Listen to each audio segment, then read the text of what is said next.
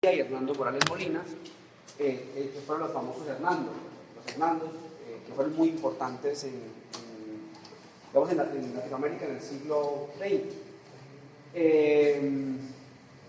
Pero yo realmente, para ser franco, Venezuela en su mejor época, académicamente hablando, tuvo muy buena fama, que yo sepa, ¿no?, en penal y criminología, pero desconozco si hubo grandes procesalistas, digamos, de talla latinoamericana. Me parece que no, me parece que el tema fue penal y criminología, los dos temas muy fuertes. Pero bueno, el punto es que en el siglo XX los países tuvieron personas importantes. Argentina tuvo a Hugo Alsina, Uruguay tuvo a Eduardo J. Couture, bueno, cada país. Colombia tuvo a los dos Hernando y crearon el instituto. El instituto, cuando ellos fallecen, lo toma el maestro Jairo Parra Quijano. Tal vez lo hayan escuchado o lo hayan visto, si no, no pasa nada.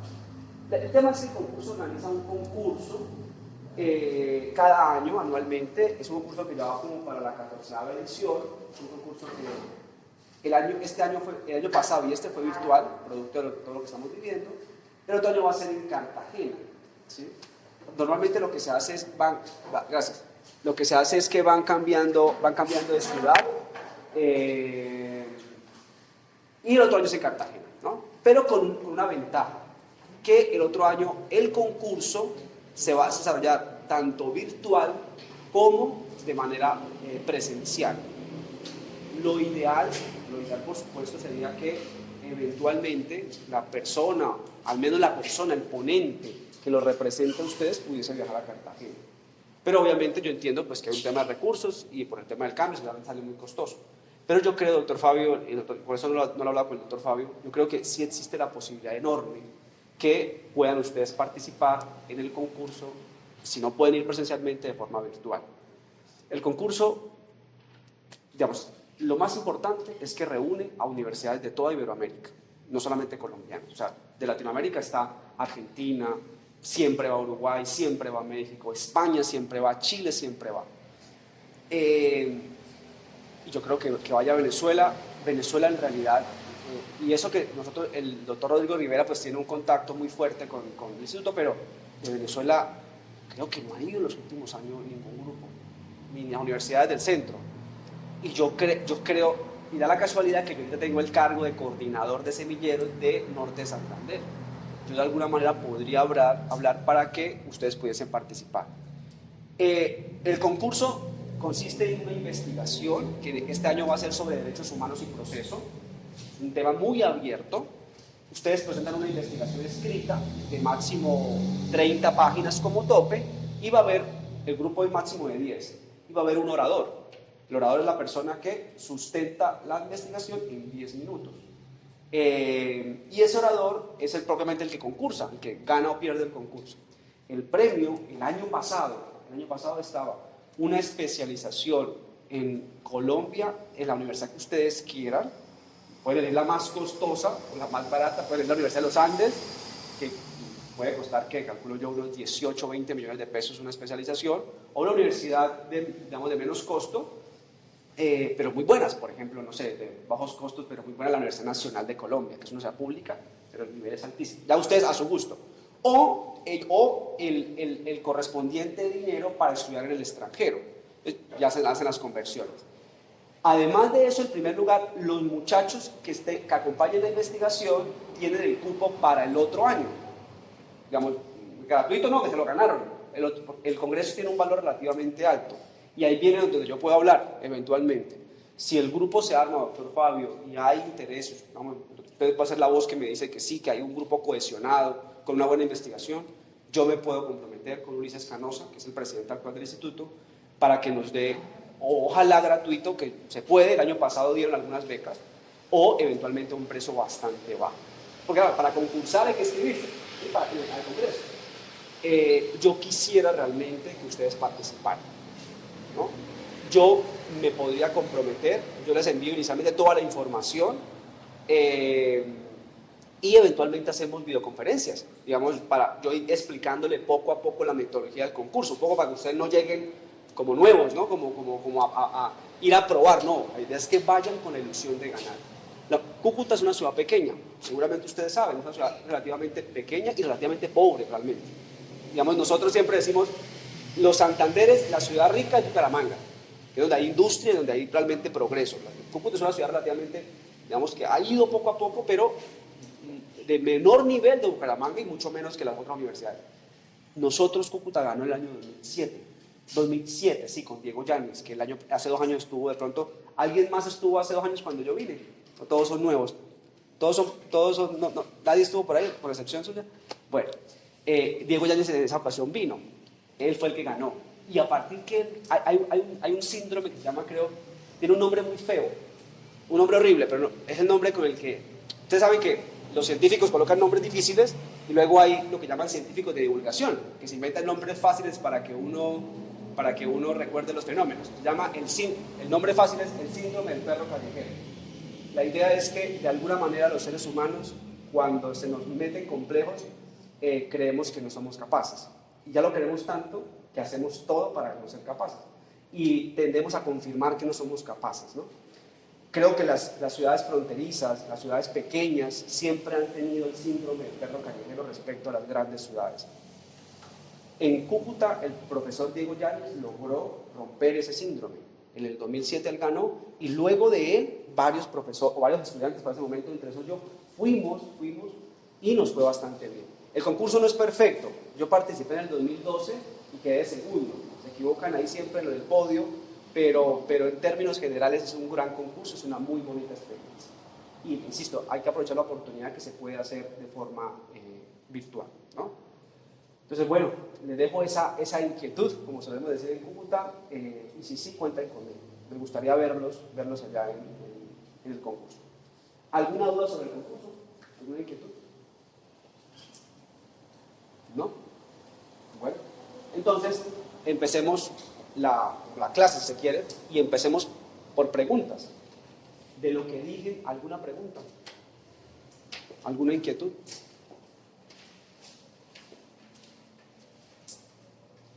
Cero. ¿Por qué no tienen inquietudes? O sea, ¿entendieron el fenómeno, el problema? ¿Todos escucharon el caso? ¿El caso? ¿Condenaría o absolvería ese caso? ¿Y por qué? Quiero que piensen esa pregunta, piensen la respuesta. ¿Condenan o absuelven y por qué? Les recuerdo los hechos para que puedan razonar mejor. Lorenzo es un colombiano oriundo de Pereira,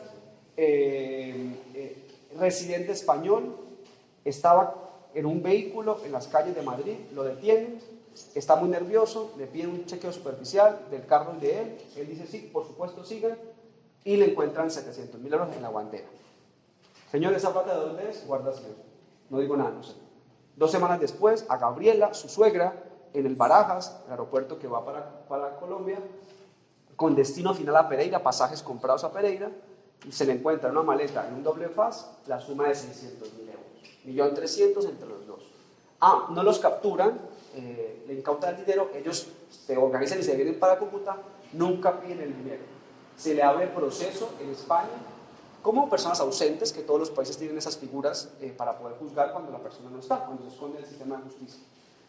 Les plantean blanqueo de capitales, lavado de activos, no sé cómo lo llaman aquí en Venezuela, blanqueo o lavado. Adquisición, no. ¿Cuál vendría siendo el homólogo? ¿Sí? Pero no hay blanqueo ni de capitales. ¿No lo tiene regulado? Sí, pero no tiene ese nombre. Bueno. Los dos nombres que usualmente se llaman es así, blanqueo de capitales. ¿Qué es el blanqueo de capitales? Es obtención fraudulenta de divisas. Ok. ¿En qué consiste más o menos el hecho? Dinero producto de actividades ilícitas. El lavador de dinero no es que haga el narcotráfico. Ahí no lo estoy acusando de narcotráfico. Lo estoy acusando que está utilizando para transportar ese dinero e introducirlo al torrente legal colombiano. ¿Sí? Eso sería la legitimación de capital. ¿Se le llamaría acá? Más o menos, bueno. El fenómeno, en últimas, no es un problema tanto de norma, es un problema de prueba de los hechos. ¿Es suficiente para condenarlo, sí o no, y por qué? ¿Qué opinan? ¿Alguien iba a decir algo? ¿Qué opina? ¿Lo condenaría o lo absolvería? Esos son los casos en la práctica.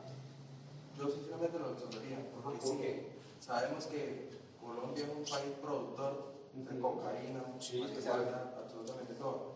Europa es el mayor puesto para ingresar ese cocaína y donde se vende y se Es uno de los mayores compradores en Estados Unidos. Exactamente. El dinero va de España a Colombia.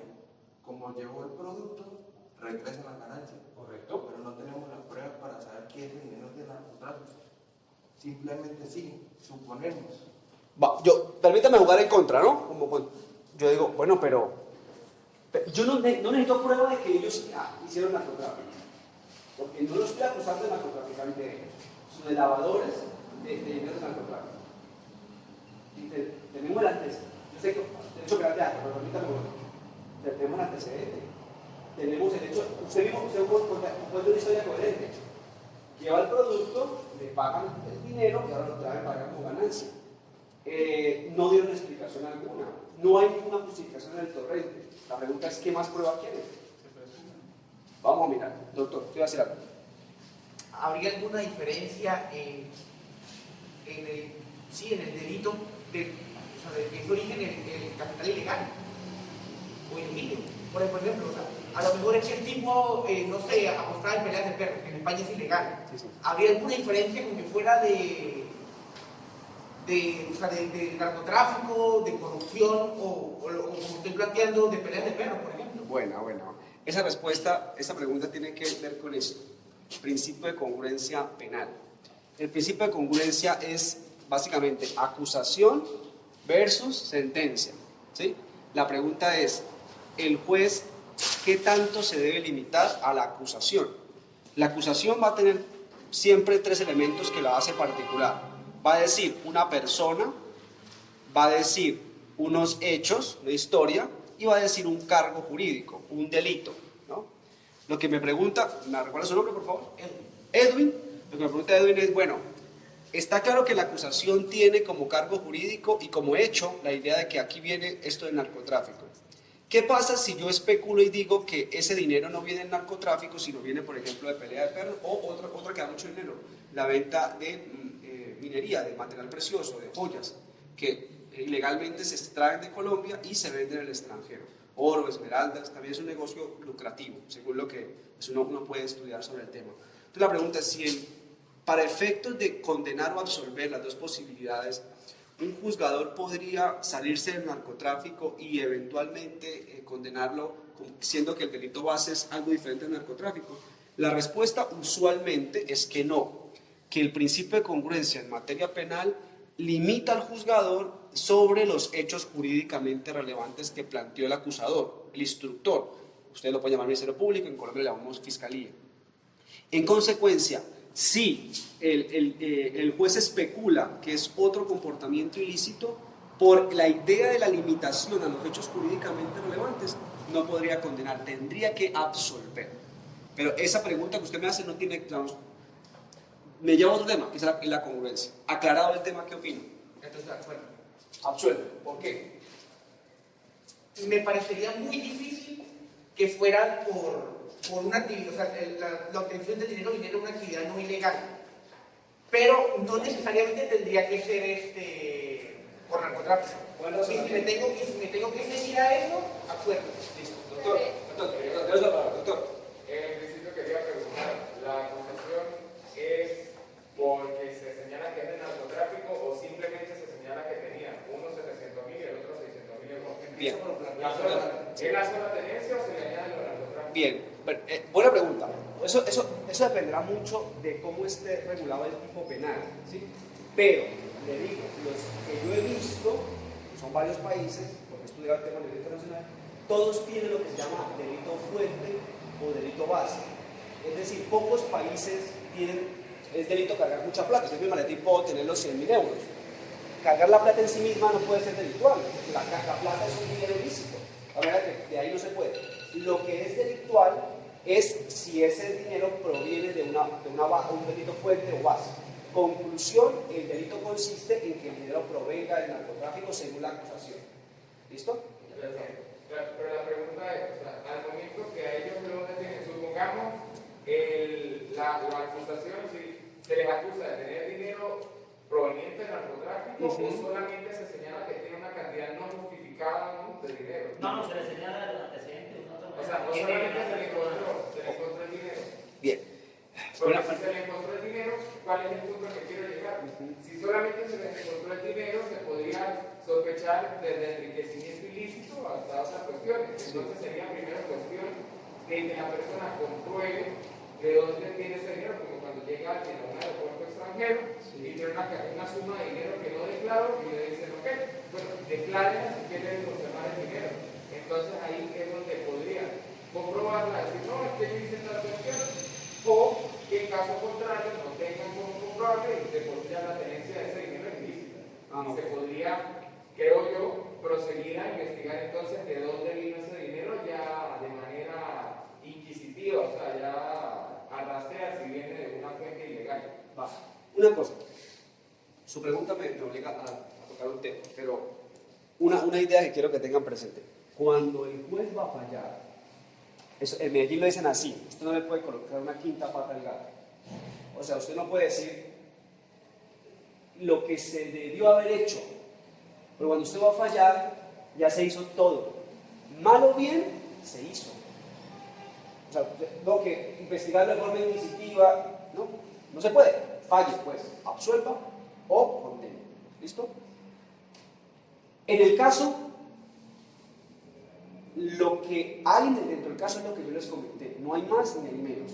Hay prueba del antecedente, hay prueba de la nacionalidad colombiana, hay prueba de los pasajes a Pereira, hay prueba de la residencia, hay prueba de que no se encontró nada en los bancos, nada, etc.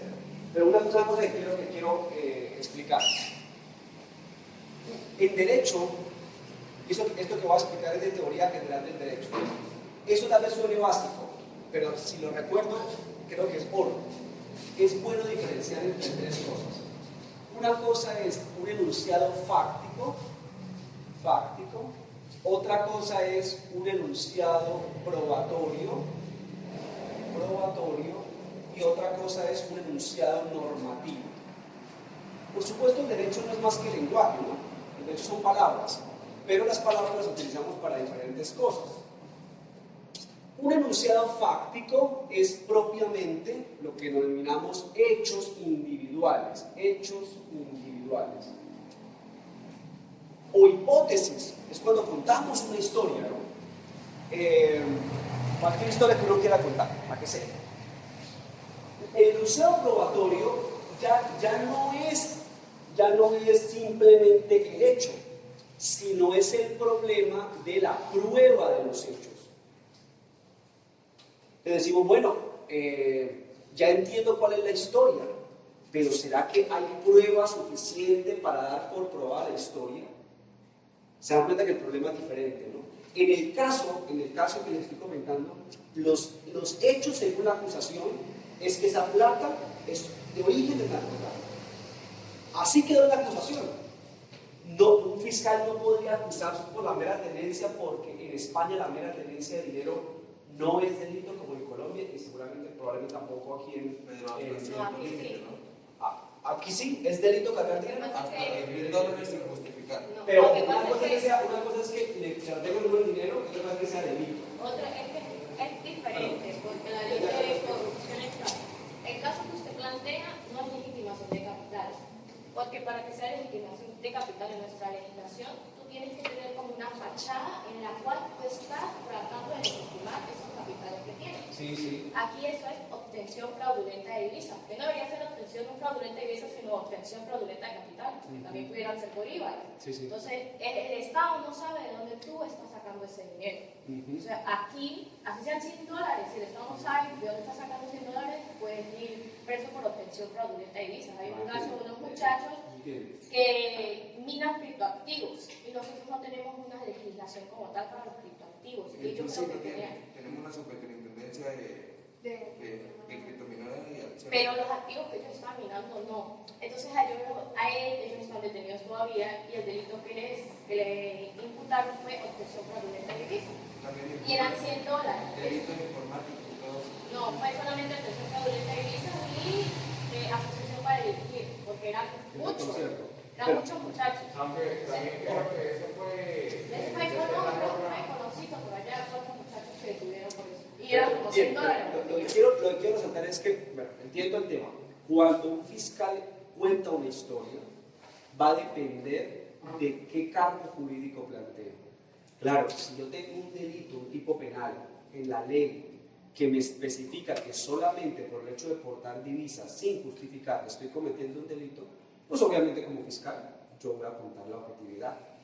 Pero en el caso del lavado de activos o el blanqueo de capitales, es necesario contar, fácticamente hablando, de dónde proviene el dinero. Otro problema es si hay prueba de los hechos. El caso es el problema de la prueba de los hechos. Tercera cosa, enunciados normativos. El enunciado normativo lo que se pregunta es, los hechos que ya conté, que vamos a suponer que ya hay prueba de los hechos, ¿será que esos hechos se adecúan al cargo jurídico? ¿Será que se subsumen al cargo jurídico? Los enunciados normativos son enunciados normalmente de subsunción. Y yo quiero, para que me entiendan esto, les voy a contar 3 casos que ustedes me los ubican, en donde lo planteo. En Colombia hay un delito, perdón por hablar en colombiano, pero no puedo más. En Colombia se llama acoso sexual, ustedes lo deben tener, acoso sexual. Este caso sucedió en Bucaramanga. Yo soy la persona que está representando a la víctima. Un profesor de una facultad de medicina, en el tercer corte, un día antes del parcial final, le manda unas flores enormes, rojas, a una estudiante. Y la estudiante llevaba la materia relativamente baja, necesitaba nota para poder pasar. Le manda las flores a las 4 de la tarde, el parcial era otro día a las 6, y a eso a las 7 de la noche el profesor le escribe por WhatsApp. ¿Le gustaron las flores? Y ella, pues un poco sorprendida, no le responde. Ella hace su parcial, le fue bien, el profesor objetivamente le calificó su parcial y pasó la materia. ¿Sí? Ella, mientras ese tránsito de pasar la materia, mientras subía las notas, ella no le dijo nada a nadie. Solamente su mamá, ella vio que su mamá se percató y le dijo a su mamá que se lo había enviado al profesor y le parecía muy raro. Y ella tomó como opción durante 2 semanas no decir nada. Luego de que ya subió la nota y pasó la materia, ella termina contándole a una amiga y se empieza a hacer un rumor entre los estudiantes que el profesor usualmente tenía esa práctica. Digamos que era usual que el profesor mandara cosas, regalos, y obviamente para efectos de acercarse con otra índole diferente a la. Ella me busca y me dice, doctor Ronald, ¿esto es delito? O sea, aquí se cometió un delito. Pregunta, ese caso es un caso que tiene problemas en la historia, en los enunciados fácticos. ¿La historia es fácil o es difícil de contar? Fácil. Es muy fácil de contar. O sea, los enunciados fácticos son la descripción de la realidad, son hechos individuales. Es muy sencillo. En la Universidad X de la ciudad de Bucaramanga, dentro del contexto de una relación estudiante-profesor, la facultad de medicina, la materia tal, el profesor, un día, o sea, es muy sencillo contar la historia. Hay un problema de prueba de los hechos. ¿Es fácil o es difícil probarlo? Me imagino que tendrá las flores, tendrá los mensajes del profesor. Una cosa que viene un edificio, pero obviamente está el portero, la cámara donde llegan las flores, está la empresa en donde él pagó para enviar las flores. O sea, prueba de los hechos hay mucha. ¿Será que ese caso ya él lo vamos a condenar ya? No. ¿Qué hace falta? Hay que preguntarse, ¿será que eso da para ser acoso sexual? Es un caso polémico. Es un caso mitad y mitad. Ese caso, lo pensé mucho, investigué mucho el tema, nunca me había enfrentado al tipo penal de acoso sexual, nunca lo había estudiado a fondo, más allá de la lectura. Para tomar el caso, decidí tomarlo, presentamos ya la denuncia por el tema. Me puse a estudiar mucho el tipo penal. Y lo que se dice es que para que haya acoso, al menos en Colombia, si estamos acá, debe haber una relación jerárquica de poder entre una persona, entre el victimario y la víctima. Y a mi entender, en la educación hay una relación jerárquica. Y ahora, per se, no, el hecho de no, el debate del acoso es qué es lo socialmente permitido y cuándo se vuelve acoso. Digamos, porque socialmente permitido, lo que como las interacciones humanas se dan es que una persona normalmente toma la iniciativa, le escribe a la otra, en fin, eso no es normal. Pero ¿cuándo se puede hacer acoso? Yo mi posición es que no siempre que un profesor toma iniciativa va a haber acoso, pero en el contexto que él lo hizo, un día antes del parcial, a sabiendas de la calificación que ella tenía, me parece que él sí se aprovechó de la posición de poder que tenía como docente. Eso es lo que yo expuse en la denuncia. Vamos a ver qué dice la justicia. Yo soy el abogado que representa a la víctima. La justicia va a tener la última palabra, ¿no? Pero lo que quiero decir es que si me preguntan a mí, ese es un problema de enunciado normativo. A esto también se le llama calificación jurídica de los hechos o calificación normativa de los hechos. Y me parece muy importante ustedes que siempre que tengan un caso, siempre digan, mi caso, ¿qué tipo de problema tiene? Yo lo digo de forma categórica. Todos los casos, todos van a tener algún tipo de problema. Uno de estos tres, la tarea de un buen abogado, juez, fiscal, lo que sea, es colocarlo, ubicarlo, identificarlo bien. Dígame. En el presente caso, el profesor ya había mostrado, previo al envío de regalo, algún tipo de interés, le había escrito, posteriormente tampoco nada. Cero. Esa obviamente era la primera pregunta. Yo le dije, usted antes de eso, me dijo, no, para serle franco, Ronald, en absoluto. Una persona muy respetuosa, fue ese acto que él realizó. Entonces, antes no había nada. Y en la denuncia querella, no dijimos sino la verdad. Antes no había nada, solamente fue el acto de las flores. Claro, yo sé, él en qué se va a defender. Él se va a defender que eventualmente no tiene una pretensión de carácter sexual y va a alegar un poco las hipótesis alternativas. ¿Cómo justifica que un docente le envíe flores a un estudiante? ¿Cuál? ¿Motivación? Vamos a felicitarla, pero después, doctora, después del parcial, no antes. Y las flores tienen una connotación sentimental. Pues si fuese un libro, tal vez podría eventualmente una hipótesis distinta, pero las flores tienen esa idea de cierta medida de romance. ¿Cómo? Depende, porque en Colombia regalan flores o cuando lo va a sentenciar o cuando va a enamorar. No, por sentenciar flores, no. Época de Pablo Suárez. Bueno, pero fue una práctica, hay muchas prácticas, una práctica de grupos al margen de la ley, no es una práctica generalizada. Claro, pues también hay hechos victimizantes que tenemos nosotros en Colombia un montón, pero no es una práctica generalizada. Bien, segundo caso, quiero que me lo ubiquen. Además de ello, pues también para saber la dirección, casa, dónde vivía, se tuvo que haber aprovechado de la universidad. Buen dato, doctora, sabe que no lo puse en la denuncia. En serio, es cierto, ¿de dónde saca la información? Eso quiere decir que no está en el marco de lo socialmente permitido, porque la estudiante no le dio el número, sino se aprovechó la posición de él como docente. Bien. Claro, porque uno Lo voy a añadir, no lo voy a añadir, no lo voy a utilizar. La otra es El teléfono lo sacó, seguramente ellos tienen un grupo de WhatsApp, de ahí donde lo sacó. Pero la dirección. Pero la dirección. Y exacta, porque si vive en un edificio tiene que saber el lugar donde vive, el apartamento. Perdón, usted iba a decir algo, creo que va a decir algo. Bueno, Que también los otros estudiantes dicen que el profesor tiene esa tendencia. sí, ella lo que hizo es, pero eso yo lo puse en la denuncia porque ninguna de ellas se atrevió o quiere hablar ante las autoridades. Yo no voy a hablar, yo no quiero forzar a que llamen a alguien. Pero ella me dijo como a título de chisme, yo le comenté a unas amigas de la facultad y les dije que el profesor tiene una tendencia a seleccionar mujeres estudiantes que de pronto de su interés físico y intentar salir con ellas. Pero yo le dije, lo ponemos en la denuncia, si lo ponemos tenemos que justificarlo, tenemos que tener al menos para que no tengo personas para que lo hagan. Bueno, segundo caso real. Los casos de pronto no son ficticios. Este es un caso en donde yo actúo como defensor. Acupuntura, esa práctica que viene siendo como medicina alternativa, cuando nos duele mucho la espalda, entonces nos colocan en la espalda, en algunos puntos, bueno, etc. Una mujer estaba sufriendo dolor de espalda, 4 terapias, una cada 15 días. En la cuarta terapia, ella entra al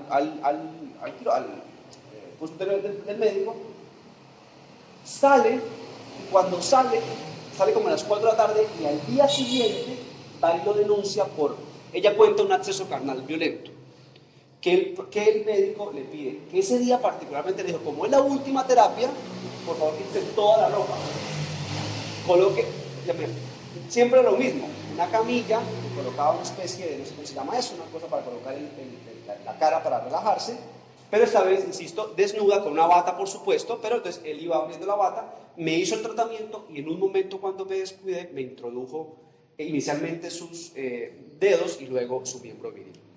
Yo le dije que no lo hiciera, me dio miedo y salí del lugar. Esa es la historia de la mujer. ¿Listo? A mí me buscó fue el médico. Me dijo, doctor Ronald, me denunciaron por esto. ¿Qué puedo hacer? Yo le dije, bueno, vamos a empezar a hacer una investigación de lo que podamos. Yo le dije, cuénteme, ¿dónde están los registros de la clínica para mirar todo sobre ella? Segunda pregunta, ¿cuánto tarda promedio una terapia? Dijo, doctor, media hora. ¿Cuánto tardó promedio con ella? Doctor, media hora. ¿Cómo hago para probárselo al juez que usted duró media hora? Bueno, fácil.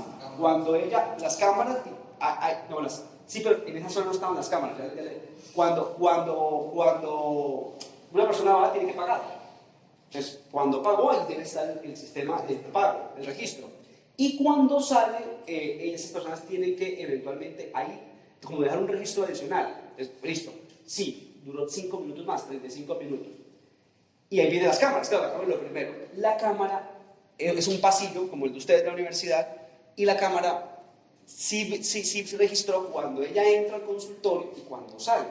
A mí algo me llamó mucho la atención, y es que cuando sale la mujer, al menos en la cámara, lo que la alcanza a captar, se ve tranquila. O sea, no se ve llorando, no se ve gritando, no se ve en llanto, no se ve con la agachada, sino se ve normal, cierra la puerta y se va. Y la alcanza a grabar, el pasillo era largo, unos 10 segundos. Cuando ya da la vuelta, ya pierde el registro de la cámara. Pregunta, en ese caso, yo soy el defensor, ¿qué tipo de problema tengo? ¿Es un problema fáctico? La historia es fácil de contar, para un fiscal es muy fácil. Normativamente hablando, si es cierto lo que ella dice, es una cosa carnal violento, vale de contar. El problema es la prueba. Los estándares de prueba, que es el tema que ellos puse, tiene que ver con esto. Y lo que quiero es que por favor no lo confundan con estas dos, sobre todo desde su comentario, porque si usted pone la quinta pata al gato, pone variable pero solamente con la tenencia, y no, yo no investigo más. No, cuando yo resuelvo este problema se resuelve es con unos hechos ya delimitados, esta es la historia que nos están contando, y con un cargo normativo ya fijo, en este caso el lavado de activos. ¿Listo? Bien, volvamos al caso de los colombianos en España. ¿Alguien condenaría?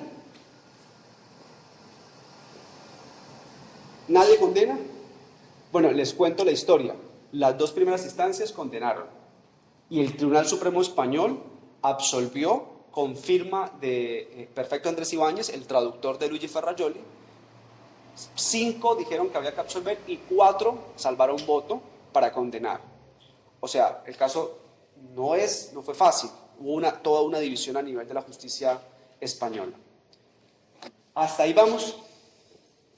Entonces, pero usted me hace una pregunta, usted me dijo en la conferencia, ¿cuál era la pregunta? Era precisamente sobre el estado de prueba en los delitos de violencia contra la mujer. Sí. Porque mayormente esos delitos son intramuros y el único testigo es la víctima, mayormente. Entonces, ahí, pues no la distinción, sino que tú dices que debería haber ciertos parámetros, como ellos dicen que para delitos más graves o delitos más graves. Pero yo creo que entonces deberían hacerlo en cuanto a las competencias, porque si violencia contra la mujer son delitos intramuros, porque casi no hay testigos o no hay testigos, ¿cómo el juez va a valorar la única prueba para dar una sentencia condenatoria? Y entonces ahí va a contar un caso que es muy similar al suyo que pasó hace como meses en un punto de control en el Carira, que es casi llegando al Vique hasta Mérida, y era una señora que venía de Perú. Y pues los guardias nacionales la paran, le dicen, señora, ¿usted dónde viene? Yo vengo del extranjero, me devolví, y bueno. Entonces le dicen, ¿no trae dinero? No, no trae. ¿Qué trae? Nada. ¿Qué va a dejar? Nada. Entonces le dicen, bueno, señora, yo creo que usted trae droga, porque usted viene del extranjero, y si usted no trae nada, usted trae droga. No, yo no traigo droga, bájese que vamos a revisarle su equipaje. La hicieron bajar de la moto, le revisaron el equipaje, como no tenía nada, le dijeron, bueno, vamos a revisarla corporalmente, porque si usted no tiene el equipaje, la droga la lleva intraorgánica. Y el punto de control tiene una cámara que visualiza los... Perdón, requisa. Doctor, que ya va a pasar la doctora. ¿Tatiana? Sí. ¿Me requieren a para mí? que manden los alumnos. Ah. Y ahorita continúa. Volvemos, bueno, cuénteme el caso, lo resuelvo, vamos para allá. Y ella, en la cámara, ve la carretera, toda la cosa y muestra el cuartito. Y ve cuando una de las funcionarias entra con la señora al cuarto. La señora salió en la cámara súper normal, así, normal, se fue a Mérida, ella iba, creo que era para Trujillo, se fue a Trujillo, y puso la denuncia en el Ministerio Público de Trujillo, alegando que la funcionaria la desnudó y, a una vez que la desnudó, le metió los dedos en la vagina para ver si traía droga intraorgánica y le metió los dedos en el ano. Y obviamente el Ministerio Público de Trujillo no es el competente para conocer porque el delito ocurrió aquí. Entonces yo tuve la oportunidad de ir hasta el sitio y nosotros hablamos con el capitán y él dice, él alegó eso. La señora salió muy normal. O sea, mire, la señora está saliendo normal. Y yo le dije, usted, capitán, usted me va a disculpar. Pero nosotros sabemos que eso está mal, pero la señora no sabe que eso está mal. La señora pensará que eso es un procedimiento de rutina. Que es un procedimiento de rutina que la funcionaria le introduzca uno los dedos para saber si no tiene droga o no. O sea, es muy diferente. La ignorancia hace que la gente ocurra eso en la gente. Entonces ahí esa es la única prueba, porque la señora le hicieron un examen médico forense y efectivamente el médico dijo que bueno, que si había manipulación, pero bueno, puede haber manipulación porque tuvo relaciones sexuales antes o por X o Y situación. Entonces ahí solamente está el dicho de la señora. Es que en ese método de prueba que usted habla, profesor, hay mucha ambigüedad, porque ¿cómo hace una persona para comprobar que un niño o un adulto fue abusado solamente por la versión que dice? Entonces, ¿dónde queda el derecho que fuera un psicólogo o un experto como tal en ese momento? Su prueba como tal pudiese decirse que un veredicto, un psicólogo no lo tomaría en cuenta por el simple hecho que tiene que demostrar el por qué él presume que sí fue abusada la persona. Bien, sí, y con esto digamos, terminado por ahora, es cierto. Si no hay estándares de prueba, si no hay una regla que me fije un umbral de conocimiento, el grado de conocimiento para condenar va a ser ambiguo y vago en la medida que va a depender de la subjetividad. La historia que usted me cuenta es una historia razonable y creíble, que realmente sí le pasó a él. O sea, no es descabellado, esto no es irrazonable. Pero si eso es suficiente para condenar, eso va a depender, si no hay estándares de prueba, va a depender, la suficiencia va a depender del juez. Y el estándar de prueba lo que quiere es, de alguna manera, reemplazar esto y reemplazar lo que él le dejo la palabra, por si acaso no podemos seguir, intersubjetivo, y criterios intersubjetivamente controlables, criterios que permitan evaluar su verificación. Recuerden lo que dice la conferencia, hipótesis alternativas compatibles con la absolución.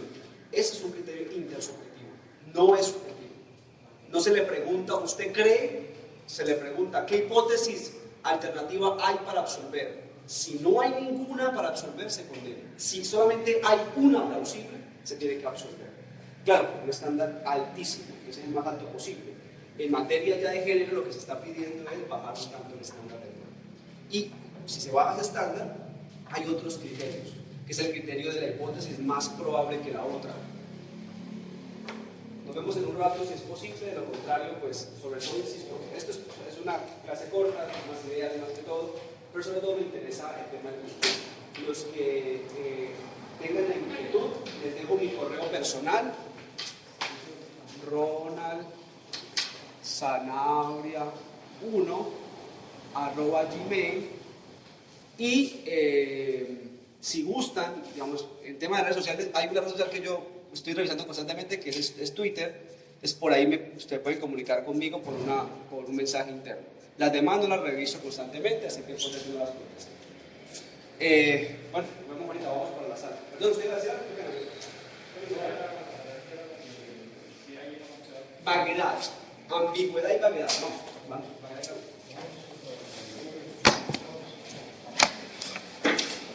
Sí.